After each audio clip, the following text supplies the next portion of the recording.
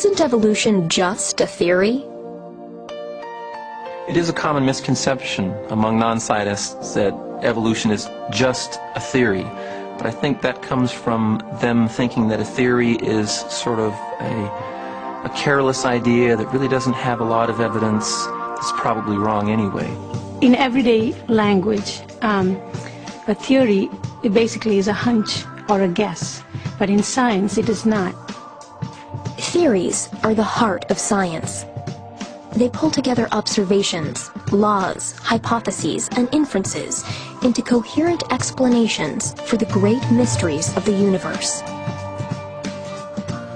In the 1800s, Charles Darwin observed the enormous diversity of life on Earth and set out to explain it. From the evidence he collected, Darwin developed his theory of evolution by natural selection, the theory that explains how new species originate. If the globe has undergone such profound changes in its history, geologically, surely all living creatures must have changed with it to adapt to their new conditions. Well, otherwise they would have perished. What theory does is it draws the ideas together, it draws observations together, and makes sense of them to allow you to make expectations. That's what theory is. And then we go and test those expectations.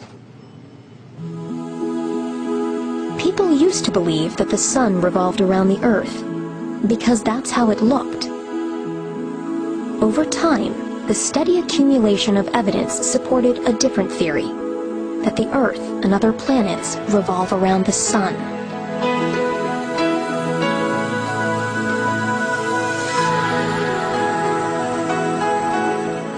And what about gravity?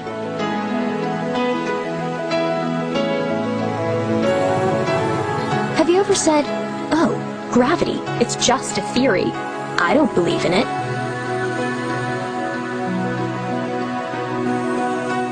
A lot of people seem to think that you need to be able to see something directly in order to accept it as a good scientific idea.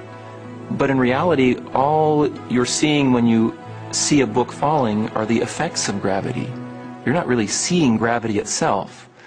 Gravity is something, in terms of gravitation theory, something that we have yet to fully explain. Even so, we still rely on theories to make predictions that help us conduct our lives, to travel, to heal the sick, and to explore the universe. Apollo 11, this is Houston, over. Before anyone had ever traveled to the moon, NASA scientists applied gravitation theory to predict what it would be like to move in the lunar environment. So-called kangaroo hop. Predictions like these are called inferences. An inference is a conclusion you can draw from the available evidence. If I place this cube on the table, and you have the 5 and the 1 and the 3 and the 6 and the 4, what would you say is on the bottom? Again, you have the 5 and the 1 and the 3 and the 6 and the 4.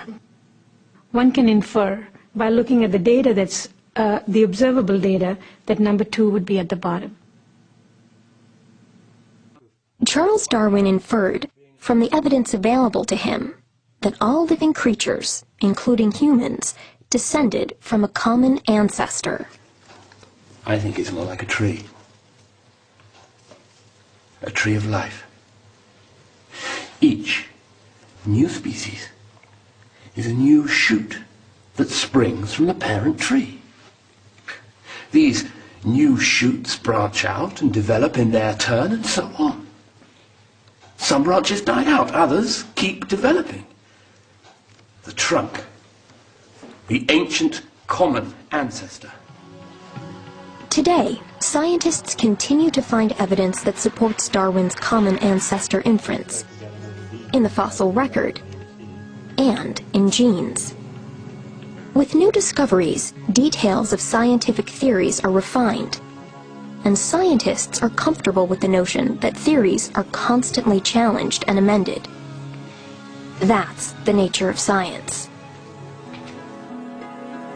If apples suddenly start rising, you can be sure that some aspect of gravitation theory will change.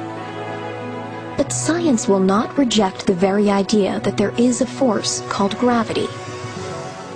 New discoveries may also refine elements of the theory of evolution by natural selection.